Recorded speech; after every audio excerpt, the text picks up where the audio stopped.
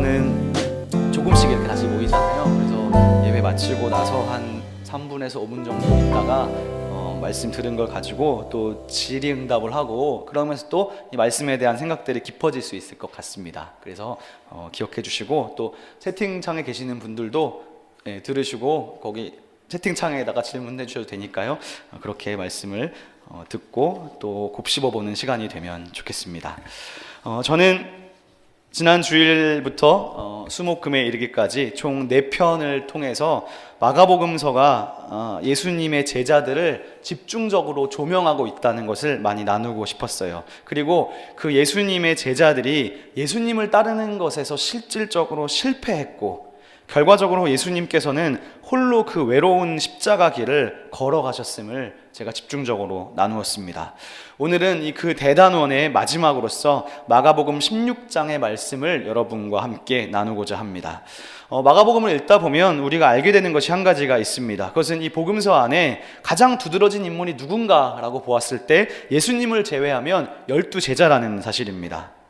성경은 이 제자들을 예수님의 부름을 받은 자들로서 예수님의 활동에 함께 참여했던 자들이고, 예수님의 위임을 받아서 예수 그리스도의 그 복음을 이 땅에 널리 확대시켜야 할 사람들이었고, 또 다른 사람들은 결코 받지 못했던 예수님의 특별한 계시를 받은 자들이었습니다. 그런데 예수님으로부터 그런 엄청난 특권을 받았음에도 불구하고 이 12명의 남성으로 이루어진 제자들은 깨닫지 못하는 자, 무지한 자, 마침내는 그 예수님을 부인하고 버린 자들로 강력하게 비판하고 있습니다. 마가복음이요. 즉 마가복음은 예수님의 제자들을 가감없이 비판하는 말씀인 것처럼 보이는 책입니다. 위든이라는 이 신약성서 학자는 마가복음에 나타난 제자들의 어떤 상태를 3단계로 분석했는데 이렇게 분석을 했습니다. 1장부터 8장은 예수님의 말씀을 배워도 깨닫지 못하는 무지의 단계였다고 생각했습니다. 그리고 두 번째는 오해의 단계로서 예수님의 순환 부활 예고를 오해했던 것으로, 지난주에 제가 8장, 9장, 10장에 나눴었죠. 그래서 예수가 그리스도라고 말로는 고백하지만 그게 예수님이 의도했던 방식이 아니라 자기들이 생각한 방식대로 예수님을 멋대로 생각해서 그리스도라는 말을 오해했던 단계였습니다. 마지막 세 번째 단계는 예수님을 버리고 도망간 배척의 단계입니다. 즉 마가복음은 처음부터 끝까지 제자들의 실패를 다루고 있는 책입니다. 동시에 이 베드로의 고백을 통해서 말로는 주는 그리스도라고 고백하지만 삶으로는 그분을 위해 받는 고난과 순환은 제거해버리고 예수님을 오로지 자신의 이익 혹은 그저 인간관계를 위한 모임 수단 정도로 교회를 이용했습니다. 그러므로 그런 제자도는 거짓 제자도임을 우리에게 잘 보여주었습니다. 그리고 오늘 우리가 읽은 이 마가복음 16장은 이 모든 대단원의 마지막 장입니다.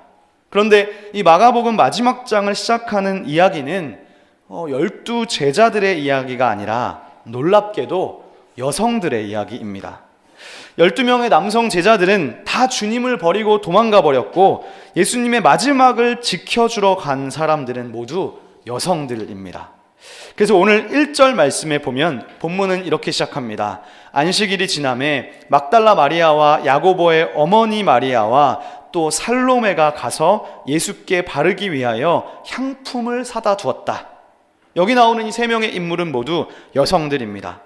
그래서 이 마가복음은 지금까지 단 한 번도 주목되지 않았던 여성 제자들의 이야기로 마지막 결론의 문을 열고 있습니다. 그러므로 저는 오늘 이러한 점을 고려하면서 이 마가복음의 주제인 제자도에 대해서 함께 생각해 보고자 합니다. 제가 어제 저녁에 급하게 이제 PDF 파일 하나를 공유해 드렸습니다. 제가 설교문을 쓰다 보니까 너무 길어져가지고 그 얘기까지 하면은 설교가 너무 길을 것 같아서, 그래서 이제 급하게 생각한 게 이거는 그래도 상대적으로 좀 저기한 부분이니까 먼저 읽고 오시면 좋겠다라는 생각으로 제가 이제 어제 급하게 이제 보내드렸는데 다 이제 읽고 들어오셨는지는 모르겠습니다.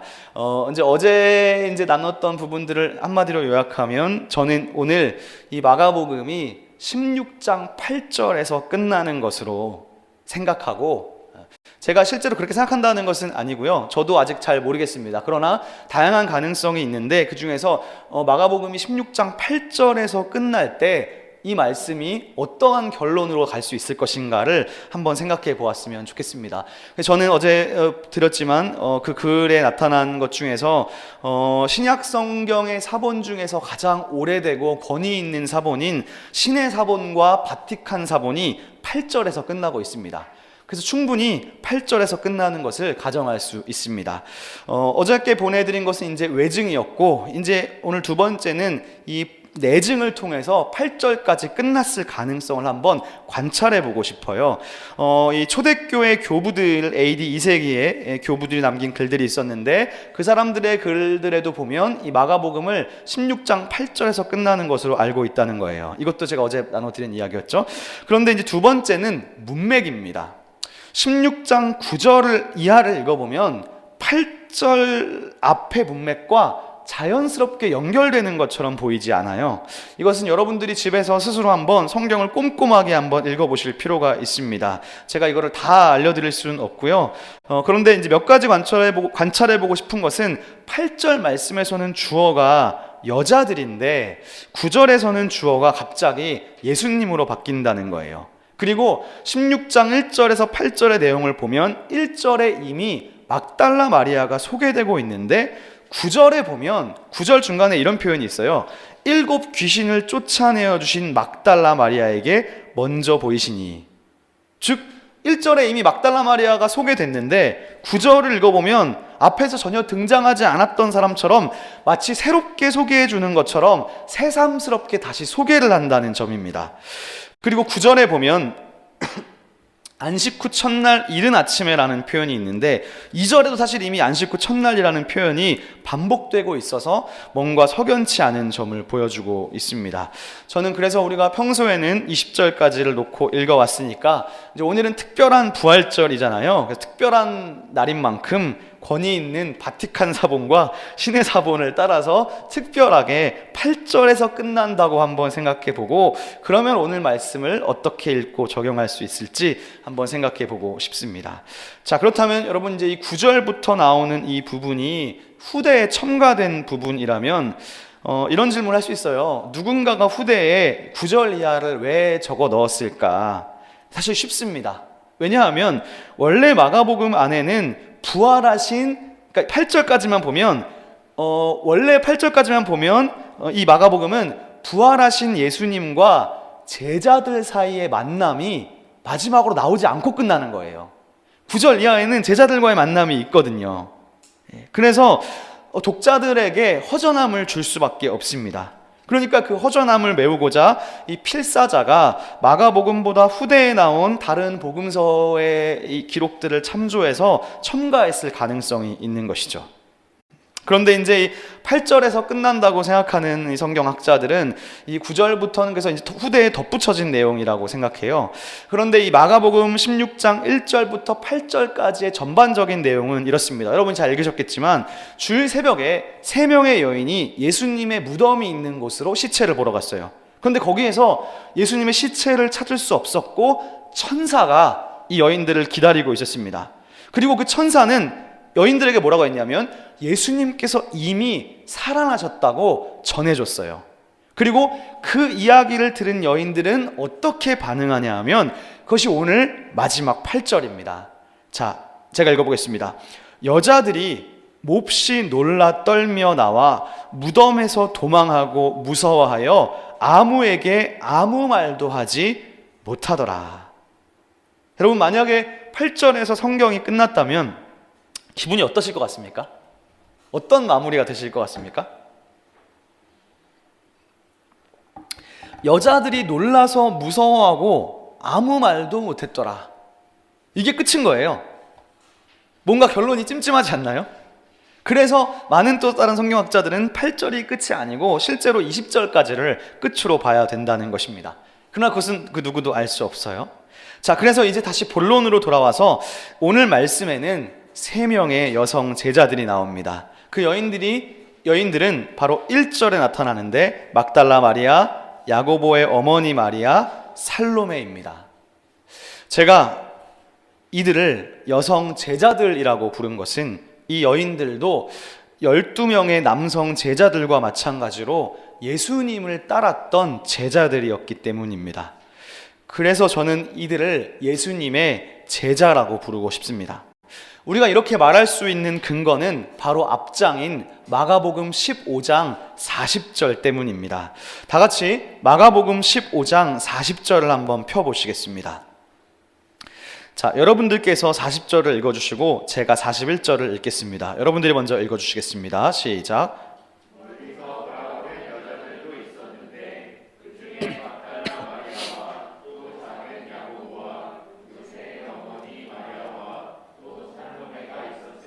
이들은 예수께서 갈릴리에 계실 때에 따르며 섬기던 자들이요, 또 이 외에 예수와 함께 예루살렘에 올라온 여자들도 많이 있었더라. 여러분, 이 구절에는 이미 16장 1절에 나왔던 3명의 여인이 이미 15장 40절에서 먼저 나오고 있습니다. 그런데 특별히 41절 말씀에 보면 이 여인들은 이미 예수님께서 갈릴리에 계셨을 때부터 예수님을 따랐고 섬겼다고 기록합니다. 근데 이제 여기서 이 따른다는 이 동사가 헬라어 아콜류세오라는 동사인데, 이 헬라어 동사가요, 단순히 어떤 육체적으로 뒤를 따라간다는 의미를 넘어서서요, 자신의 삶을 드리고 그 대상에 투신하겠다는 뜻을 내포하는 동사입니다. 특히 이 마가복음에서 이 동사가 1장에도 나오고 2장 14절에도 나오고 있는데, 1장에서는 이럴 때 쓰여요. 제자들이 그물을 버려두고 예수를 따르니라. 그때 같은 동사가 쓰였어요. 자기의 생업인 그물을 버려두고 따랐다는 것은 온전한 헌신을 내포합니다. 그리고 마가복음 2장에서는 예수님께서 마태를 보시면서, 이 레위를 보시면서 나를 따르라 그러십니다. 그랬더니 마태가 일어나 따르니라 라고 하면서 역시 아콜루세오를 사용하고 있어요. 즉, 이 따른다는 동사는 다른 말로 말하면 제자가 되었다 라는 뜻입니다. 그러므로 이 세 여인 역시 예수님의 제자들로 불리워야 마땅합니다. 더 나아가서 41절에서 이 여인들이 예수님을 섬겼다고 말씀하는 것도 바로 이들이 예수님의 제자였음을 보여주는 중요한 표현입니다. 그래서 우리가 이 세 여인을 예수님의 제자들이라고 생각하고 오늘 말씀을 읽는다면, 우리는 이 세 명의 여인들을 통해서 새로운 한 줄기의 빛을 봅니다. 왜냐하면 마가복음은 지금까지 줄곧 제자들이 깨닫지 못했고 예수님을 오해하고 마지막에는 예수님을 배신한 것으로 그리면서 제자들의 실패를 기록하고 있었습니다. 특히 이 다른 사람들은 몰라도 이 12제자만큼은 예수의 십자가 처형을 지켜보고 그 자리에 함께 갔었어야 합니다. 그러나 이 12제자들은 한 명도 남기지 않고 다 도망가 버렸어요. 그런데 오늘 이 마가복음 15장 40절에서 성경은 지금까지 주목하지 않았던 3명의 여인들을 등장시키기 시작합니다. 그리고 이 여인들은 마지막까지 예수님을 따라갔으며 예수님의 마지막 숨지시는 장면까지 지켜보았습니다. 그러므로 이 여인들에게 사용된 야콜류세오 동사는 결코 평범하지 않은 동사이고, 이들이야말로 예수 그리스도의 제자였고, 오히려 12명의 제자들은 껍데기만 화려했지 실속은 하나도 없었던 자들이었음이 드러나고 있습니다. 다시 말해서 이 마가복음의 저자는 예수님의 이 가혹한 순환 사건 앞에서 막달라 마리아와 야고보의 어머니 마리아 그리고 살로메를 이상적인 제자의 모습으로 저와 여러분에게 가르쳐주고 있는 것입니다. 예수님을 끝까지 따랐던 것이죠.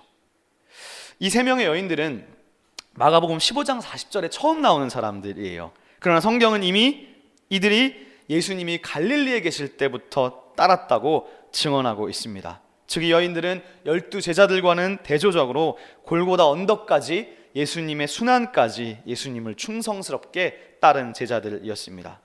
그래서 우리가 이 부분들을 생각하면서 이 말씀을 읽어 내려가면 이 마가복음의 결론부에서 이 3명의 여인들이 등장한다는 것은 결코 가볍게 넘길 수 없습니다.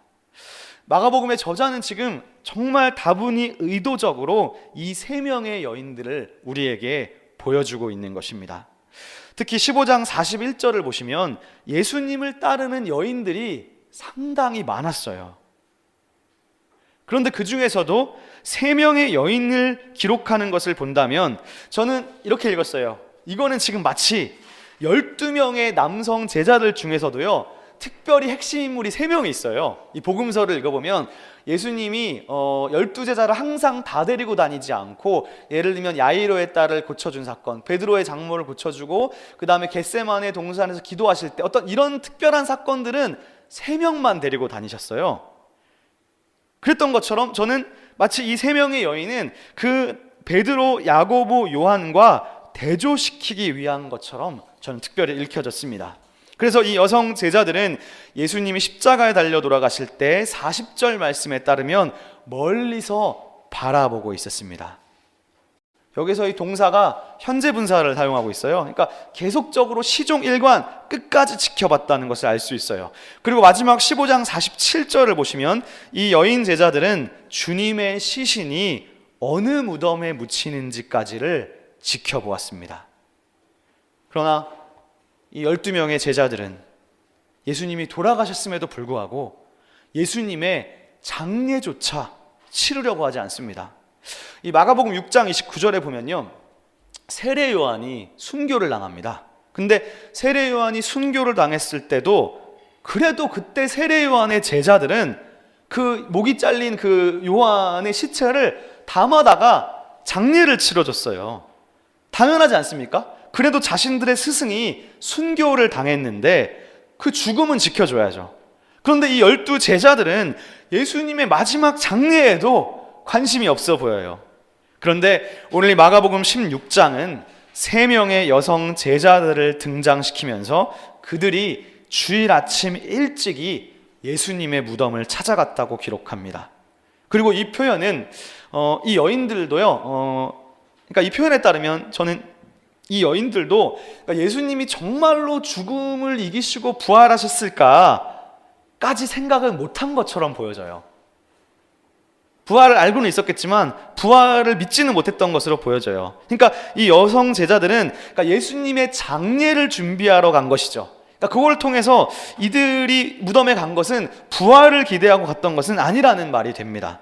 예수님께서는 금요일에 돌아가셨고 토요일은 안식일이었습니다. 그러니까 안식일에는 무엇을 살 수도 없었고 안식일에는 마음대로 움직이기도 어렵기 때문에, 그래서 이 여인들은 안식일이 끝나는 주일이 될 때까지 기다렸던 것 같아요. 근데 정말 많이 기다렸던 것 같아요. 왜냐하면 안식 후 첫날 새벽에, 주일이 되는 그 새벽에 해가 돋을 때 돋자마자 바로 예수님의 마지막을 장식하기 위해서 무덤으로 갔기 때문입니다.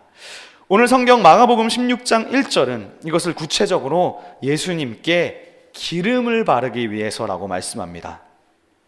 자, 그러나 여러분, 지난 수요일에 제가 했던 설교를 들으셨던 분이라면 아마 이제 여기서 새로운 생각이 들 수 있을 거예요. 왜냐하면 예수님은요, 이미 기름 부으심을 받으셨어요. 기름 부으심으로 장례를 치르셨습니다.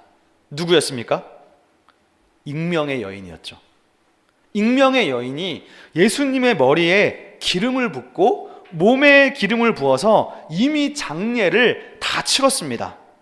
그렇기 때문에 이 갈릴리 여성 제자들이 행하려고 했던 것은 사실은 이미 14장에서 익명의 여인이 이미 행했던 것이었습니다. 그리고 저는 엊그제 금요일에 예수님께서 십자가에 달리신 사건은 신학적으로는 예수님의 하나님 나라 왕위 즉위식이었다고 말씀드렸습니다. 비록 십자가 사건이 너무나 비참했지만 그것이 왕으로서의 즉위식이었다면 당연히 기름 부음은 미리 받아야 되는 것이죠. 그러므로 14장에서 예수님은 이미 익명의 여인에게 기름 부음을 받으셨던 것입니다.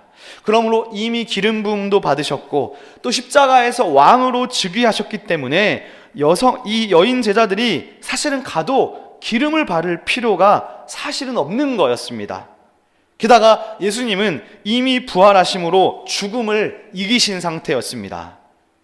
자, 이제 다 같이 5절 말씀을 한번 보겠습니다. 제가 읽어보겠습니다.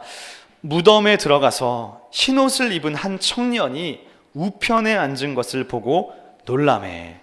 자, 이 여인들이 드디어 지금 무덤에 도착했습니다. 그런데 예수님은 발견하지 못하고 거기에서 흰옷 입은 한 청년을 만납니다. 다른 복음서는 이 청년을 천사라고 말하고 있습니다.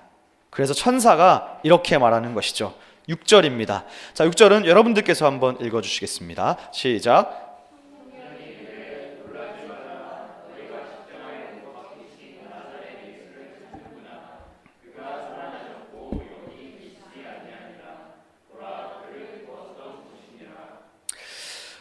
여성 제자들은 예수님의 부활에 관한 엄청난 소식을 듣습니다. 그런데 그 소식은 바로 여기 계시지 않는다는 거예요. 근데 여기에서 예수님의 부활만큼이나 중요한 초점이 한 가지가 더 있어요. 이 천사의 말에서. 그것은 무덤이 비어 있었다는 거예요.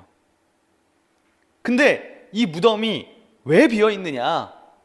그것은 예수님께서 이미 너희보다 먼저 갈릴리로 가셨기 때문이에요. 갈릴리로 갔기 때문이라는 거예요. 예수님은 왜 갈릴리로 가셨을까요? 자, 이것을 알려면 성경 한 구절만 더 찾아봐야 되는데 마가복음 14장 27절을 한번 찾아보겠습니다. 마가복음 14장 27절입니다. 네. 자, 제가 읽어보겠습니다. 자, 예수님께서 돌아가시기 전에 마지막으로 제자들에게 했던 유언 중에 하나인데요. 예수께서 제자들에게 이르시되 너희가 다 나를 버리리라. 이는 기록된 바 내가 목자를 치리니 양들이 흩어지리라 하였음이니라. 그러나 내가 살아난 후에 너희보다 먼저 갈릴리로 가리라. 예수님은 이미 제자들과 나중에 갈릴리에서 만날 것을 약속하셨어요. 그러므로 주님께서는 부활하신 후에 그 어떤 것보다 먼저 무엇을 하시느냐? 갈릴리로 가시는 거예요. 여러분, 저는 이 장면에서 이 14장을 계속 읽어보면 사실 베드로가 그 예수님의 말씀을 듣고 뭐라고 하냐면 이렇게 얘기해요. 주님, 저는 절대로 주님을 버리지 않을 것입니다 라고 그랬어요. 외쳤어요. 그러나 결국 베드로는 그 제자도에서 실패했습니다. 예수님을 배반했고 예수님을 버렸습니다. 그런데 여러분, 예수님께서 부활하신 후에 가장 먼저 하신 일은 바로 약속하셨던 갈릴리로 가서 그 제자들을 다시 만나주시는 거였어요.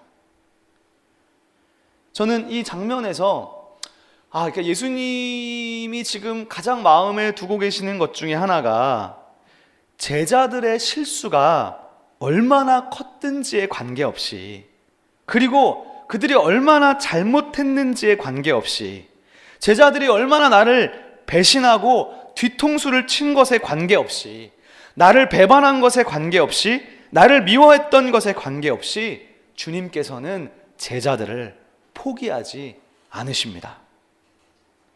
사랑하는 여러분, 그렇습니다.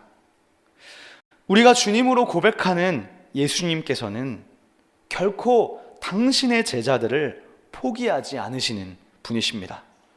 비록 그들이 나를 버리고 배신했다 하더라도 주님은 절대로 그들을 포기하지 않으십니다. 왜냐하면 부활이 죽음을 무효화시키고 부활은 죄를 무력화시키기 때문입니다. 부활이 모든 것을 무력화시킵니다. 그러므로 마가복음 16장 7절에서 이 천사의 말, 그분이 너희보다 먼저 가고 계시다. 이 천사의 소식은요, 예수님의 부활만큼이나 중요한 소식이에요. 제자들이 이 말을 듣는다면 어떤 마음이 들었을까요?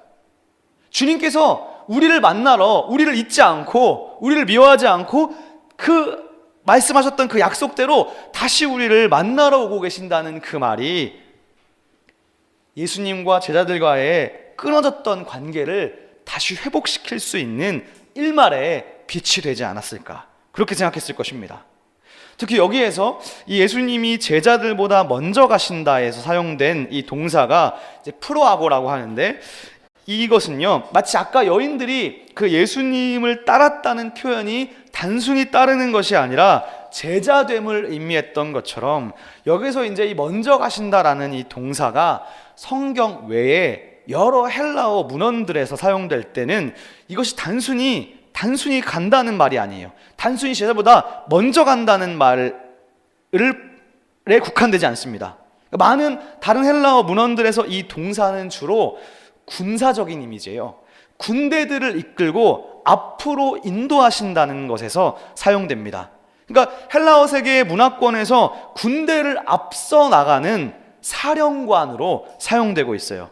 만약에 그런 의미를 여기에 적용시킬 수 있다면 예수님께서는 여전히 우리의 목자로서 양을 이끌고 양을 위해 자기 목숨을 내놓으셨는데, 이제 그 예수님은 부활하셔서 다시 그 제자들과 양무리를 다시 모아서 앞서 가시면서 이제 교회를 세우시고 교회를 인도하시려고 하십니다.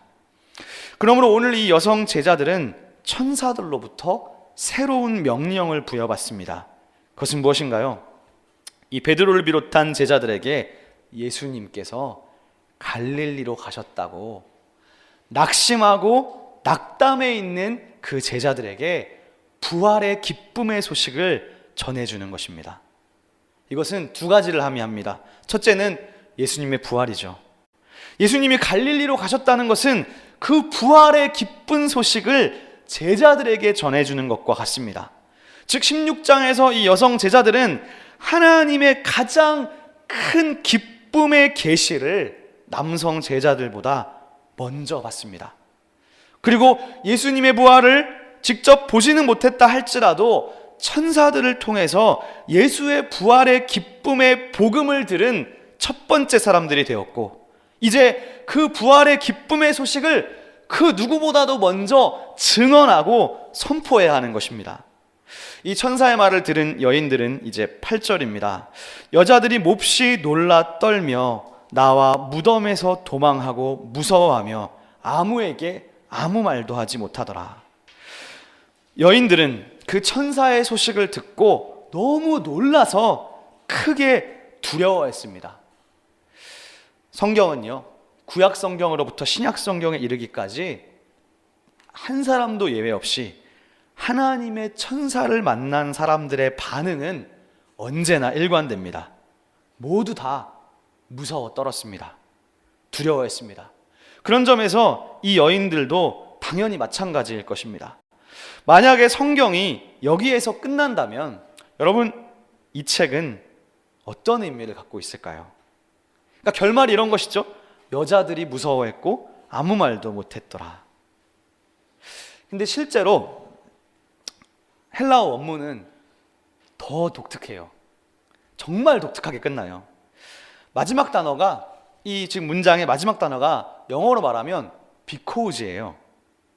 성경 원문을 직역하면 이렇게 됩니다. 마가복음 16장 8절이 그들은 두려워했다. 왜냐하면, 그렇게 끝나요, 성경이.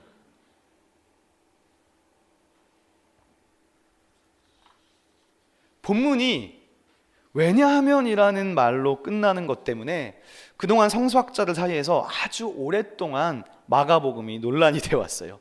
어떻게 글이 왜냐하면으로 끝날 수 있는가? 그러니까 이건 8절에서 끝이 아니고 뒤에 더 있는 것이 맞다라고 생각하는 학자들이 있었어요. 그런데 헬라어 성경 외 문헌에서, 그리스 문헌에서 276번인가? 나 되는 많은 문헌에서 왜냐하면으로 끝나는 책들이 나왔어요.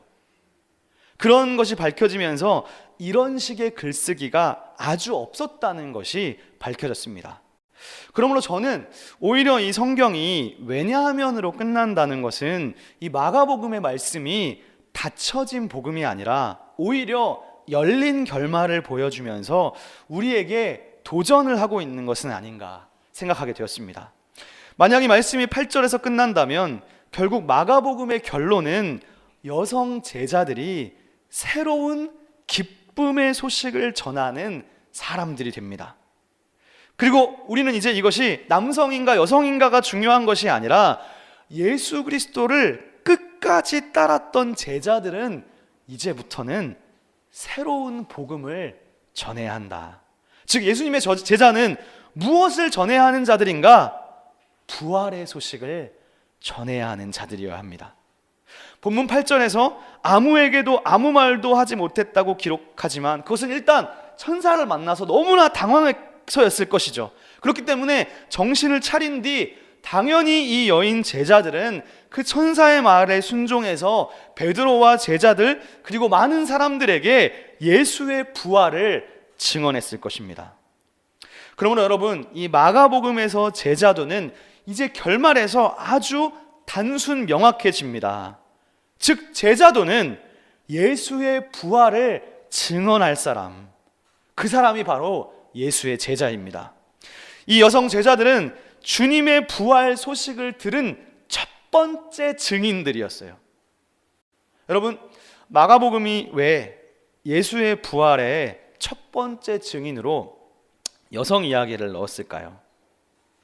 저는 이렇게 생각해요.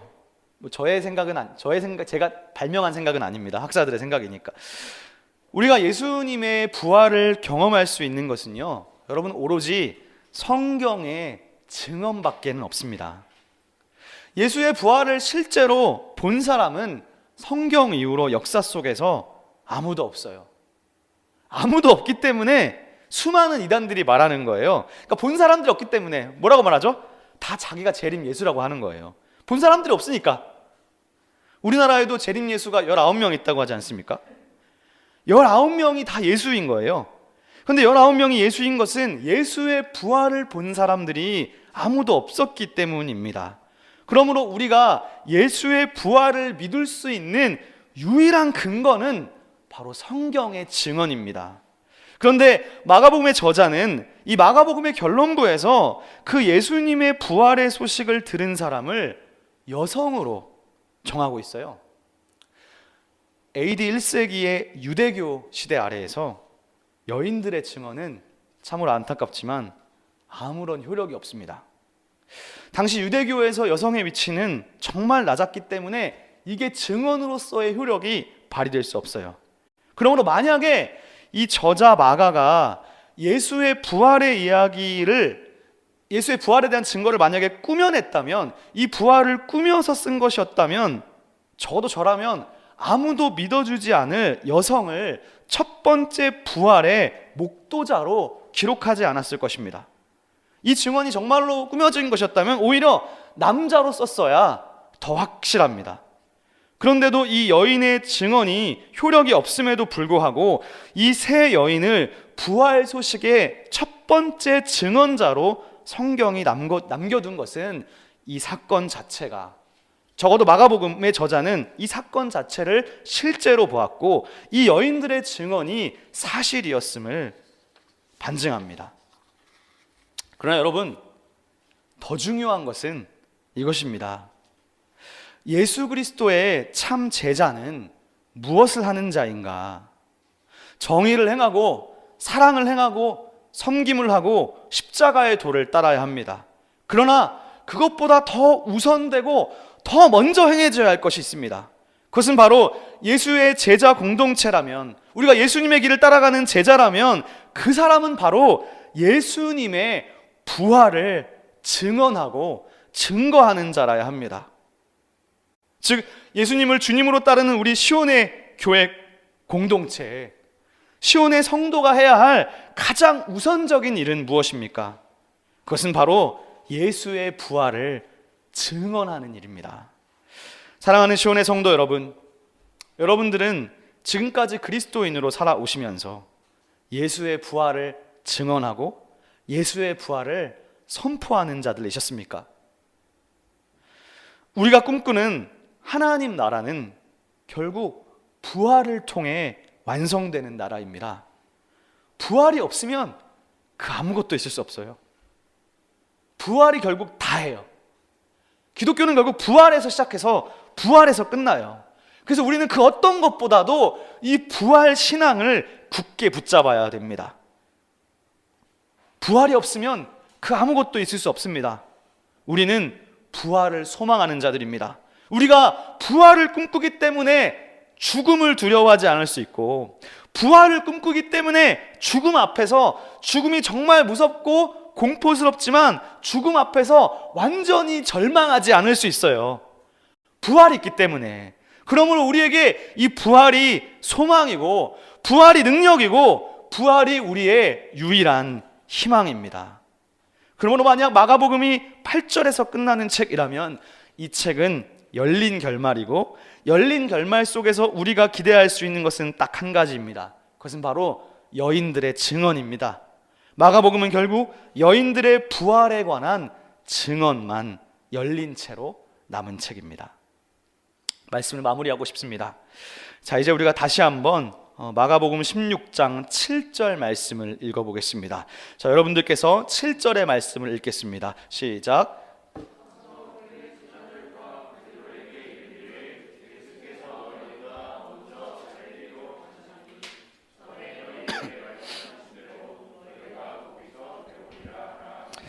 아멘. 예수님은 천사에게 여인들에게 전해주라고 하면서 주님께서 먼저 갈릴리로 가시겠다고 말씀하셨습니다. 그래서 제자들로 하여금 다 갈릴리로 다시 모이게 하셨습니다. 여러분, 제자들이 다시 갈릴리로 돌아가야 한다는 것은 무엇을 의미할까요?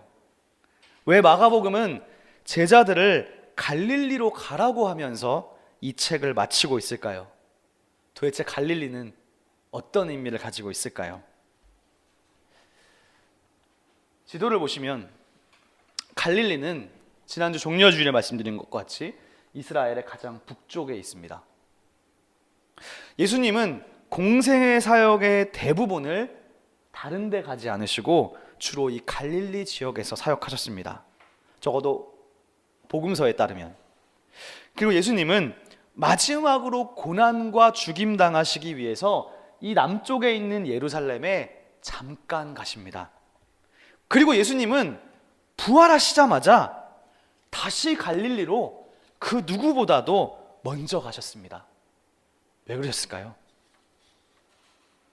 주님께서 당신의 대부분의 사역을 갈릴리에서 하셨다는 것은 결국 주님은 예루살렘이 하나님 나라 운동의 중심지가 아니었다는 것을 의미합니다. 예수님께서 건설하시는 하나님 나라는 예루살렘에 있는 것이 아니라, 즉 예루살렘 중심적인 것이 아니라 바로 갈릴리였다는 거예요. 즉 제자들의 앞으로의 미래는 다른 곳에 놓여져 있습니다. 사실 예수님은, 제가 설교가 길어져서 지난번 다 다루지 못했지만 마가복음 13장에서 예수님은 예루살렘에 대한 예언을 이미 하셨어요. 뭐라고 하셨느냐? 이 예루살렘은 돌 위에 돌 하나도 남기지 않고 다 파괴될 것이라고 이미 예수님은 예루살렘에 가망이 없다고 이미 예언하신 상태였어요. 마가복음에서 예수님은 제자들을 갈릴리에서 부르셨고, 갈릴리에서 백성들을 치유하셨고, 갈릴리에서 그들을 불쌍히 여기셨으며 그곳에 하나님의 나라를 시작하셨어요. 즉 이것은 바로 갈릴리가 이방 선교의 중심지가 될 것이고, 이 갈릴리에 세워질 교회도 중요한 공동체일 것임을 시사하는 것이었습니다. 그래서 예수님은 부활하신 후에 곧바로 갈릴리로 가셨고 제자들도 그곳으로 모이게 하십니다. 제자들은 이곳에 모여서 예수님을 만남으로 말미암아 다시 제자의 길을 회복합니다. 갈릴리에 세워진 교회는 어떤 교회였을까요? 성경은 갈릴리 교회에 대해서 더 이상 말하고 있지 않아요. 누가복음과 사도행전은 예루살렘의 교회를 말합니다. 그러나 예루살렘 교회는 AD 70년 이후에 없어질 것입니다. 예루살렘과 갈릴리 공동체의 차이점이 있다면 갈릴리 공동체는 유대인 그리스도인으로만 이루어진 교회가 아니라 처음부터 이방인들로 구성된, 이방인을 차별하지 않고 병든 자를 차별하지 않는 새로운 하나님 나라의 공동체였을 것입니다. 말씀을 마무리합니다. 사랑하는 시온의 성도 여러분, 우리는 제자들의 실패를 통해서 예수님께서 세우신 하나님 나라, 즉 교회가 어떤 공동체여야 하는지 배웠습니다. 예수님께서 세우시는 새로운 하나님 나라 교회는 첫째가 되고자 하는 자는 무사람의 끝이 되어야 하고 자기를 높이는 자가 아니라 자기를 낮추는 자가 되어야 하며 섬김을 받으려 하는 자가 아니라 오히려 먼저 섬기는 자가 되어야 하는 교회, 그것이 바로 진정한 교회입니다. 우리 시온의 교회를 구성하는 여러분들은 이 교회를 어떻게 구체적으로 무엇으로 섬기고 계십니까? 우리 시온의 교회가 정말 예수님을 따르는 제자라면 우리는 말보다는 행함으로, 그리고 공동체의 가장 낮은 자리에서 섬기는 사람이어야 할 것입니다. 우리 교회가 언젠가 집사를 뽑고 언젠가 권사와 장로를 뽑아야 한다면 그 사람들은 가장 낮은 자리에서 섬기는 사람이어야 할 것입니다. 직분을 맡은 자라면 그 누구보다도 하나님을 사모하고 예배를 사모하고 그 누구보다도 교회를 사랑하고 이 교회가 자신의 삶보다 더 우선순위에 있는 사람, 자신의 것을 포기할지언정 예수께서 핏값 주고 사신 이 교회를 사랑하고 섬기는 사람, 그런 사람이 되어야 할 것입니다. 그리고 무엇보다 예수의 부활을 증언하고 예수의 부활을 그 누구보다도 앞장서서 선포해야 할 사람, 그리고 오늘 이 여성 제자들과 같이 예수님의 고난까지 쫓아가며 예수를 따르고 그분이 세우신 교회를 섬기는 사람, 그 사람이 바로 제자이며 그것이 바로 제자도의 본질입니다. 사랑하는 시온의 성도 여러분, 오늘은 부활절입니다. 예수님의 부활을 처음으로 증언했던 이 여성 제자들처럼 오늘 하루 부활의 기쁨으로 예수 그리스도의 부활을 증언하고 선포하는 이 시대에 살아있는 제자들이 되시기를 주님의 이름으로 축원합니다. 기도하겠습니다.